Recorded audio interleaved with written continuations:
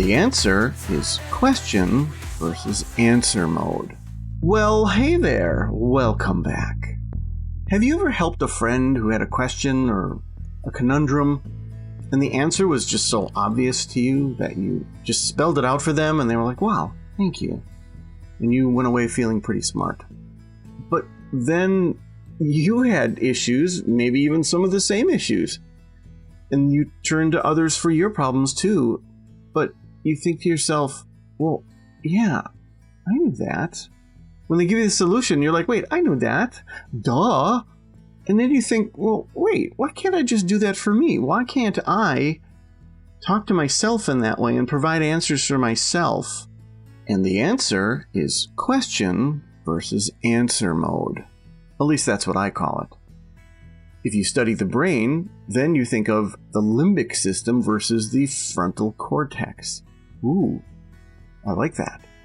In a nutshell, the limbic system is your system that makes decisions, that triggers emotions, fear, uncertainty, doubt. It's kind of your, not so much your fight and flight, but it is definitely your emotional responses to things. And it makes it more difficult to process. Your frontal cortex, however, is the one that handles logic and reason. It's making cold, calculating decisions in a way that makes more sense and doesn't make you want to pace back and forth and breathe funny. So in a nutshell, when someone asks you a question, it doesn't trigger your limbic system because you're not really personally involved or personally invested. And I'm not saying anything about your friendship with the person or the loved one. Of course, you care about them. But when they come to you for a request, you take a breath and you consider, and then boom, the cortex is kicked in versus the limbic system. You may find this same situation devoid of friends. It also happens to you because at work you make decisions, and you make some pretty good darn decisions at work. And some of them you think, wow, I'm pretty clever about that stuff. And you look back on a project or a decision and you go, wow, that was the right long-term decision. But then at home, you have a discussion with your kids or your husband or your wife, and it just doesn't go the same way. And you think, this is easier than what I'm doing at work. Why is this such a big deal? And despite the fact that it involves perhaps other emotional people, again, you're personally invested, so now a different system is addressing it, or a combination of systems, because it's not just on or off. Speaking of professions, people who are surgeons, pilots, and so forth, they are people who've been trained to handle decisions under stress. They're trained to use their frontal cortex, and they have listened things, they have a checklist, they have processes and procedures. Ooh, let's remember that for later. So let me tell you about a little experiment. When I first developed my coaching system, and my coaching system is something that I programmatically wrote from scratch on the web. It has a chat system, it has a way of mapping out your time, energy, and resources on 5 facets. It's really pretty, and it's a very helpful visual system. And I can't imagine anyone coaching anyone to do anything without using some sort of system. In addition, it uses video, and this was way before the days of the lockdown and COVID, and this is before the days of people relying heavily on video connections. I figured using video made sense. It made sense because there's no drive time, the privacy is all but guaranteed, and so forth. And my clients would have a higher comfort level because they wouldn't have any sort of apprehension of being in an office somewhere. Because even things like smells can set people off and make them more defensive and not really invested. But if somebody's literally comfy in their jammies and they're sitting in their living room or their bedroom and they're having a good heart-to-heart chat and going over things, that was my idea. But guess who I tested this system on first? It actually made me laugh because I thought if somebody saw me doing this, this would be insane. I tested it on me. Created an account for myself, filled in all the stuff as a client, set some goals as a coach, and so forth. And I even had a couple sessions with myself. And you're going to think, oh, well, big deal. You just kind of switched gears. No. I did the whole deal. So on my laptop, I was logged in as my client with the camera, and I was logged in on my desktop as the coach. So I would swivel my chair and go back. I know it sounds crazy. I know. But that's what I did. I'm like, well, how would this go? And I will tell you, even though I was fast switching, which was really exhausting, and if you've ever heard the podcast episode on multitasking and the glue that holds it together, you know what I'm talking about. I was mode switching rather, between these two systems, and I was coaching myself. And again, it was exhausting. But I thought, why is it so easy for me to tell myself this stuff? When I'm in coach mode, I'm looking at the map that we just created. I'm looking at all this, and I'm thinking objectively about this person's life. And then when I was the client, I'm like, yeah, this is happening, and this and this. And I was like, what is going on here?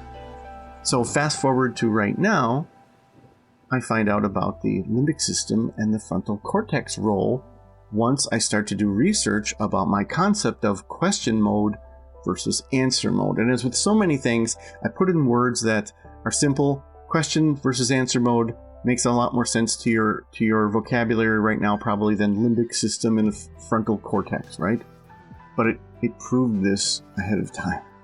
What it also does is prove something else, which is, that it's difficult to coach yourself. In fact, it's almost impossible. It's difficult at best to coach yourself. Even if you're starting to be successful doing this bizarre thing I was doing, it can make you feel more isolated because you're lacking somebody being in your corner. And it's a bit different than being autonomous and making decisions to coaching yourself. So this is not an instant commercial for coaching, but it really does make more sense to have another person be in your life doing some sort of coaching, whether it's a spotter at a gym, because we can't really be our own spotters, or a coach, a physical coach, a voice coach, time, energy, and resources coach, such as myself. It also frees you from having to mode switch from one thing to another. You can just be you. You can take a deep breath and go, okay, here's the problem. And you have to work with the coach. You do have to make effort, and you do want to put forth effort and listen, but you don't have to keep switching into management mode with yourself. And you know what?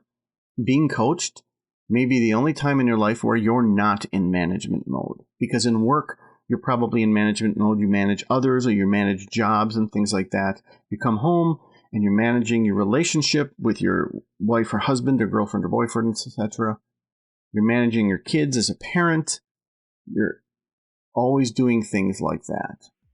But in this one case, you can finally go, look, I just want to be me and tell you about what's going on, what I want to change, and find something together. And you can let the other person be in frontal cortex mode. Sense? I hope so. Let me summarize a few of the things we talked about. The limbic system is more engaged when it comes to something being very personal. It triggers things like emotions of fear and uncertainty and doubt. I do have an episode about doubt that you could probably listen to as well. Mindfulness can help with this, so can your profession. Mindfulness is that word that everyone says and nobody knows what it means. Like, oh, you should be more mindful. Oh, okay, I'll get right on that. And now, what is that again? It means kind of taking control. It means, in this case, thinking, wait a second, what am I doing here? Am I being reactive, or am I taking a step back? The 30,000 foot view and so forth. They're all ways to phrase being more in the frontal cortex mode versus the limbic mode. Your profession can play a part in that. You can feel like you're in work mode. And I keep saying the word mode, which is interesting because this episode was supposed to come out next week, and the mode episode was supposed to come out this week. But they're flipped around. And you may or may not hear the mode for a while. We'll see.